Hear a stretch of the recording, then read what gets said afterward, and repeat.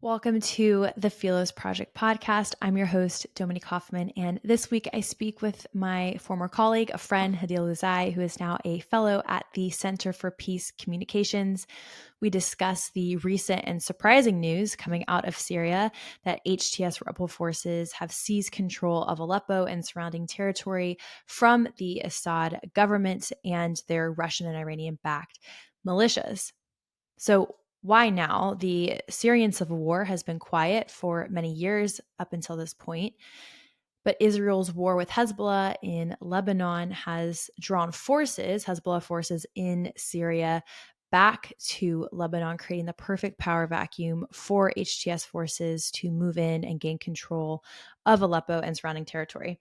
So, why now and what does all this mean is what Hadeel is going to help me answer. She'll also help us understand the complex web of alliances with the US and Israel's interest on one side, Iran and Russia's interest aligned with the Assad regime on the other side, and Turkey's role in HTS's recent territorial gain in Aleppo. We also discuss concerns over the potential treatment of Christians and other religious minorities in Aleppo at the hands of HTS, although they have stated that they have become more moderate and revised some of their Islamist positions, which once had ties to Al Qaeda. All this and more in this episode. I hope you enjoy. Hi, Hadeel. Welcome back to the podcast. It's been a while. I'm so excited to have you back. Thank you, Dominique. I'm glad to be with you again. Well, we have a lot to talk about, specifically Syria now being relevant again in conflict in the Middle East. Over the weekend, HTS, which is a rebel group in Syria, took control of Aleppo from the Assad regime, the government. And now it's a salient issue to talk about in the Middle East. And it also indirectly relates to the war in Israel, especially with Hezbollah in the north, with kind of created a power vacuum. So before we get into why now, all of a sudden, it seems almost random, at least to me here in the West, it seems like something that no one was really quite expecting. Can you briefly explain what the Syrian civil war is about, when it started, and who the main actors are? And then we can talk about who HTS is and what's currently happening. Yes, Dominique. So Syria is back to the news all of a sudden, starting last week after years of becoming a forgotten issue. But things was not over in Syria. The war that started in 2011 with peaceful protests at the beginning against the Assad regime turned into a civil war. Few months after the beginning of the uprising in 2011, Assad, with the help of Russia, with the help of Iran-backed militias, cracked down on the uprising, cracked down and fought the military opposition that fought his regime. And after years and years of fighting, he fought between 2012 and 2016 and 17. He was able to take control of almost 2/3 of Syria. The rest of Syria remained under the control of Turkey-backed militias, HTS, a rebel group, Islamist rebel group, and other Free Syrian Army opposition groups that fought the Assad regime. These opposition groups stayed in northern Syria, northwest Syria, and as many Americans may know, in northeast Syria there is the SDF, the Kurdish forces that's allied with the United States. The United States supported them to fight ISIS. What happened recently is that the opposition, the Syrian opposition, the rebel groups, and they are a mix of Islamist, Free Syrian Army, Turkey-backed militias. They took advantage of the weakening of the Iranian axis, the Israeli military campaign on Hezbollah, on Iran militias, even inside Syria. And they thought that it's a great moment to take advantage of and to advance in Syria. And the surprise, maybe to them and to us, that was that they didn't see any resistance or any confrontation from the Iranian militias in the second biggest city in Syria, which is Aleppo. And this is how they were able very quickly to take control of Aleppo. And now they are trying to advance into other parts of Syria.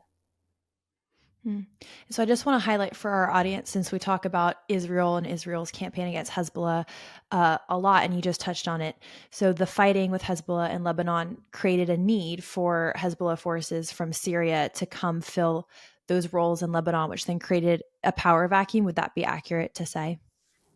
Yes, Dominique. So Hezbollah was the main militia, the main group that helped the Assad regime to crack down on the Syrian opposition. They actually, a lot of important and key groups of Hezbollah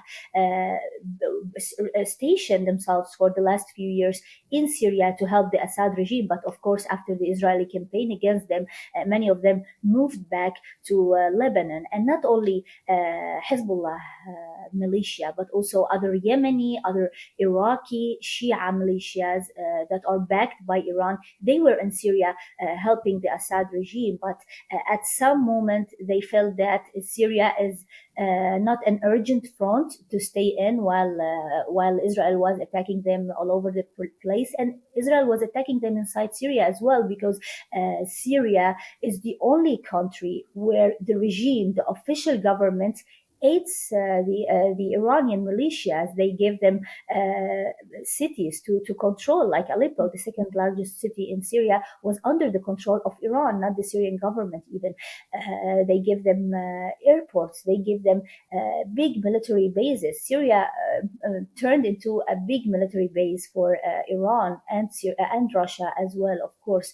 And this is why the rebels took advantage of this moment. Turkey also, that's backing some of these groups, thought that this is a great moment to put on the table of the upcoming President Trump, before he arrives to the White House, a new reality when it comes to Syria. Because for some time, the Assad regime was taken with his military victory in 2/3 of Syria, and he decided to ignore any international calls for political resolution, for a political transition in Syria. And this is a big, important reminder that there should be more diplomatic and political attention to what's happening in Syria, because things can collapse in any moment, because big portion of the Syrian people will refuse to stay under the control of Assad forever, and they will take advantage of any opportunity to topple down his regime. Hmm. And so could you elaborate also on the connection between HTS and Al Qaeda? So are they an Islamist group? I know that they've claimed to take a more moderate, at least political stance than maybe they have in the past, but are they still considered Islamists, and are they a threat to the religious minorities in the regions that they now occupy? Mhm. So the Islamist nature of the rebel groups that are taking over Aleppo and other cities now is maybe the one most concerning part of what's happening today, because the situation in Syria is very complicated. Taking over Aleppo from Iran militias has downsides and also good part. The good part is that Iran is not in control of very important, very key city where they used to train militants, prepare militants to attack Israel, to attack other neighboring countries. The airport of Aleppo was in the hands of Iran militias. They were able to bring weapons from Iran to the region, use it for military purposes. So the good thing is that this is not in the hands of the Iranian regime anymore. But of course, the concerning part is the affiliations of the rebels. HTS used to be affiliated with Al Qaeda. They changed their affiliation many times. They rebranded, they refashioned, and they declared that we have no connections with Al Qaeda. We have no ambition for any political or military goals outside the borders of Syria. They try to offer another picture for themselves, and this is what they've been trying to do since the first moment they entered Aleppo. Aleppo is one of the most diverse cities in Syria. There is a big Christian community that lives until today in Aleppo. Personally, I have family that lives in Aleppo and the Christian neighborhoods in Aleppo. There is big Kurdish community, Alawites. So it's a very diverse city. And the first thing we were thinking of when we hear this news is, what will the destiny of these Christians would be under HTS and under Turkey-backed militias. To our surprise, until this moment, there were no reported violations against the Christians. We last Sunday, and it was the third day of the city being under the control of HTS. We saw that most of the churches in Aleppo held the Sunday Mass. Christians attended the prayers. The media talked to many residents of the Christian neighborhoods, and they were saying we are trying to be careful. We are worried from the new situation, but until now, nothing has happened.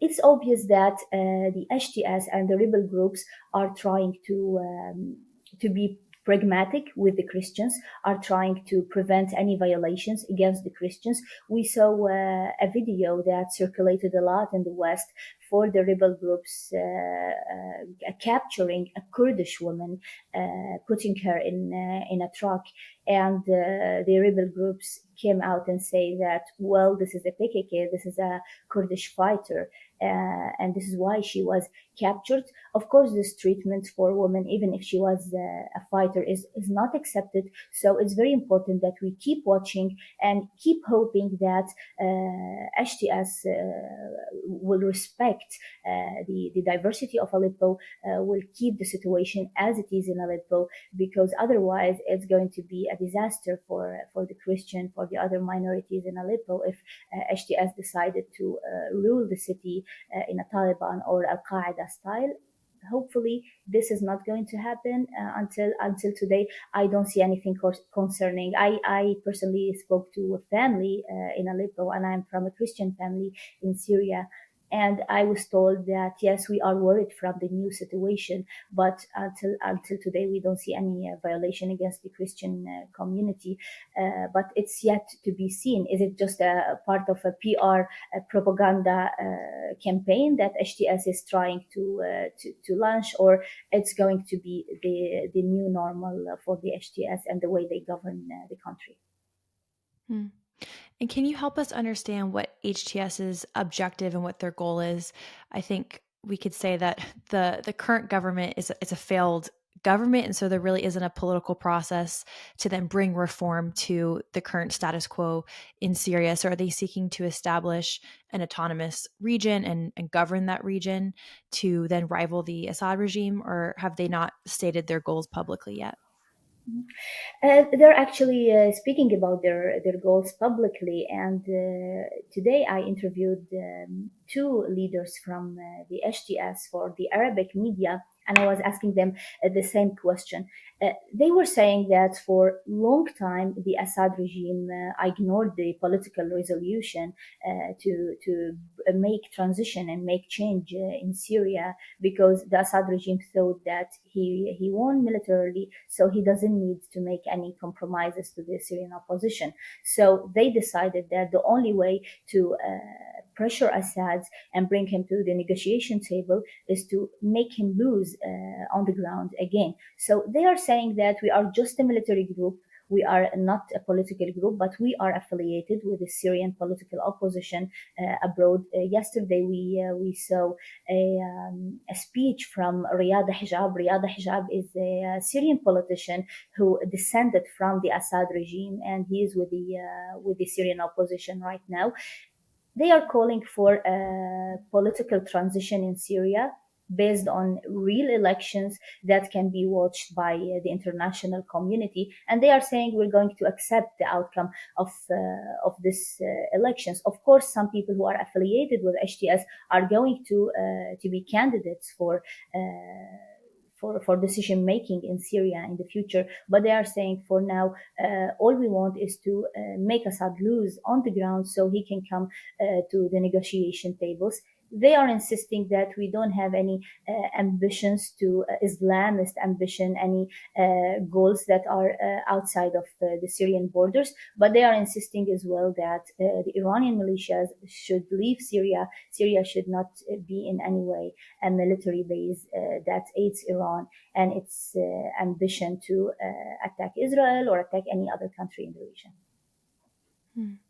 And could you help us understand the role of Turkey? Because I think that's been a little confusing because I know they've spent quite a bit of effort in trying to normalize ties with the Assad regime, and they're said to have had some role in the seizure of Aleppo and backing HTS. So where do they sit, and where do their interests lie in the civil war? So, for a long time, Turkey had strong cards in the Syrian political scene. They had big portion of northern Syria under their control, and it looks like that the Turkish government was also frustrated from the Assad regime refusal for making any sorts of compromises. The military when made Assad refuse to make any compromises to other players on the ground in Syria, including Turkey. Turkey as well, because it's obvious that there is a Turkish green light to the rebels to go into this new operation. Turkey decided to put this pressure on Assad, so there could be a deal for the future of Syria because he's refusing to come to the negotiation tables. He refused to attend the Geneva talks over the future of Syria. So, of course, Turkey wants to do something, wants to have more powers on the ground before the arrival of Trump administration, so they can have a bigger say in the future of Syria. Hmm. And then also, Russia has played a significant role as well, and I think even directly sending missiles to try and hit key HTS headquarters in Syria since this past weekend. So, what's Russia's interest, and does Russia even have the capacity to enter in a larger scale? Because I know they're fighting their own front with Ukraine. Yes, Dominique, it's very important to remember that what's happening in Syria today is a catalyst for the war in Ukraine, the long war in Ukraine, the suffering of Ukrainians, but also the Russian army in Ukraine from this long war, the weakening of Russia's role on the ground in Syria, and also a catalyst for the Israeli attacks for against the Iranian-backed militias in the region. I think Russia at this point is discussing what's happening with the Turks, with the Assad regime, with the Arab partners, and maybe later with the Trump administration. Of course, Russia has the powers to attack the rebel groups, to attack the cities they are controlling now, but it's going to be very complicated. Russia will have to commit very bloody crimes in order to take over Aleppo and the other cities again. It took the Assad regime, Russia, and the Iran backed militias almost 5 years to take Aleppo back from the Syrian opposition the last time they control it. And today it's even more complicated because the Syrian rebels are controlling areas, the main cities, the center of the cities, areas that they didn't even control in 2012 and 2013. So Russia is in a very hard position right now. And they can't do it all alone if Iran and the Iranian backed militias are not in the game also with them on the ground, because I don't see Russia sending its troops now to be involved in this very complicated scene in Syria. And when it comes to the Iranian militias, of course, they are busy now with other fronts. Trump administration was clear in its first term that they don't want to see militias, Iraqi militias, inside Syria. And also the Biden administration for the last 2 days, the U.S.-led coalition has been hitting Iran-backed militias. Controlled cities in eastern Syria. They hit militias that tried to come from Iraq to Syria to help the Assad. The U.S. is not necessarily targeting them because they want to help the Syrian opposition rebels, but because they don't want more and more Iranian power, Iranian militias inside Syria. Hmm. And I know this is like a little maybe outside of your wheelhouse, but is Turkey now becoming kind of a threat to the stability of the region? I know that there was talks about them welcoming Hamas into Turkey. Are they also now kind of making a play to absorb some of the power vacuum left by Iran and Iran's weakening? Nobody knows what's happening behind the scene between Turkey and Russia, Turkey and the United States, and maybe Turkey and Israel as well, because these recent moves, at least in the short term, they are helping Israel because they are emptying and weakening the Iranian militias inside Syria, which was a very important hub for the Iranian militias to get ready for all the attacks that were conducted by the militias against Israel. So maybe there is a compromise, there is a sort of agreement between Turkey and Israel to make this move that would benefit the two sides. Of course, it's going to benefit Turkey as well because it's going to make it more powerful in the Syrian issue. In general, and we know Hamas now is kicked out of Qatar, a very important ally and partner for Turkey. They are now in Malaysia, and looks like Turkey is trying, at least in reality, to distance itself from Hamas. We still hear this hateful rhetoric from Erdogan against Israel and against the Jews, but maybe behind the scenes something different is happening. Yeah, Turkey is kind of like this mysterious actor to me. You don't really know like what angle they're playing at because they kind of play both sides of the alliance and those conflicts in the Middle East. Um, what is the popular opinion or support for HTS on the ground? Are most Syrians in support? Do they see this as maybe a breath of fresh air in the conflict to then achieve some sort of a political resolution to the civil war? What are people saying? Who are they supporting? So, as you may know, Dominique, there are millions of Syrians who were displaced from their cities in Aleppo, in Hama, all these places because of the Assad and Iranian militia's military campaign. These people are absolutely hoping now to go back to their cities, to go back from Turkey and from the tents they are living in on the borders between Syria and Turkey. Because until today, for years and years, there are Syrians who are living in tents, literally, because of the lack of political resolution and the Syrian issue. So there is a big community of Sunni Muslims from Syria who are optimistic about this recent HTS control of Aleppo. Of course, the other minorities in Syria, especially the Alawites, who are part of who are the community that mostly supports the Assad regime, because Assad regime is Alawite. They are worried from the future what's going to happen. The HTS is trying, as I said before, to be pragmatic, not only with Christians, but also with Alawites and other groups. The Kurds are afraid of losing control to HTS and the Syrian opposition that's backed by Turkey. The Christians are concerned about their future under a mix of Islamist groups. Not all the rebels are necessarily Islamist, but the Christians are worried. But let me tell you something. In 2011, in 2012, the Christians of Syria were maybe way more worried, way more afraid, and way more excited about the Assad win. They wanted the Assad to win. They wanted the Assad to take over all these cities where they live in. But after years of experiencing what does it mean to live under a sanctioned Assad who brought Iran-backed militias to their cities, they know that this victory of Assad that they were looking for was not ideal, did not bring stability or good life to them. And now they are hoping that a new governing system for a city like Aleppo will improve the life.